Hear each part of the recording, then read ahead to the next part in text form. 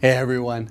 One of the trends supporting multifamily housing demand has been the reduced transition of renters into homeownership. In 2025, the median age of first-time homebuyers reached 40 years old. Last year, the median was 38, and in 2022, the median age was 36. Historically, from 1993 through 2018, first-time homebuyers ranged from 30 to 32 years old. The significant drivers of this upward trend in the home buying age has been elevated interest rates and rising home prices. Today, the average mortgage rate on a house is about 6.3% for a 30-year mortgage. From 2011 through 2020, the average 30-year mortgage rate ranged between about 3.5% and 5%. And in 2020, rates fell below 3.5%, ultimately reaching a low of 2.7% in early 2021. Those low interest rates sparked a surge in home buying activity that was dominated by millennials in their 30s who were in their prime family formation years. Home sales surpassed an annualized rate of 5.8 million houses in late 2020, the highest level since 2006.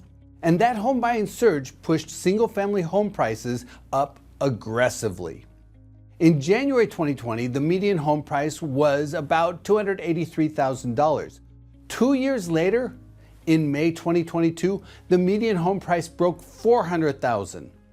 That's an increase of more than 40% in just over 2 years. As the Federal Reserve began to raise the overnight rate in 2022 and mortgage rates climbed with it, home sales activity tapered and home price appreciation leveled off. Today, the median price of a single-family residence is about $421,000, about 5% higher than it was 3 years ago. The combination of high home prices and elevated mortgage rates has formed a barrier to home ownership. Based on Freddie Mac income-to-loan ratios, only about 28% of U.S. households can qualify for the mortgage on a median-priced home.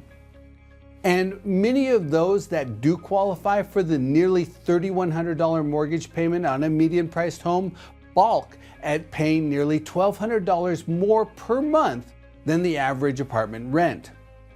And that affordability gap, in conjunction with more stringent mortgage underwriting standards, has boosted the retention rate of multifamily renters. Current apartment renewal rates stand at 55%, well above the long-term average. And that's contributing to the sturdy demand for apartment housing that drove net absorption in 2024 and the first half of 2025 to record levels. Considering that both single-family and multifamily construction levels have been tapering, home prices are unlikely to compress in any meaningful way.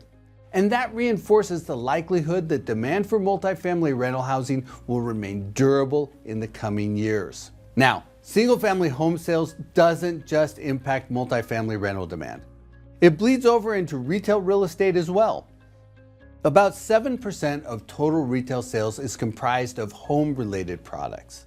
That includes products sold at stores like Home Depot and Lowe's, as well as lighting stores and furniture stores, and even general merchandise stores like Target and Walmart, where many people purchase small appliances and other home-related products. When you look at home-related product sales on an inflation-adjusted basis, they peaked in early 2021, about the same time that home sales peaked, and since then, they've fallen by about 20%. The historical correlation between home sales and home-related retail sales suggests that sales of these types of stores will likely remain range-bound until mortgage rates fall.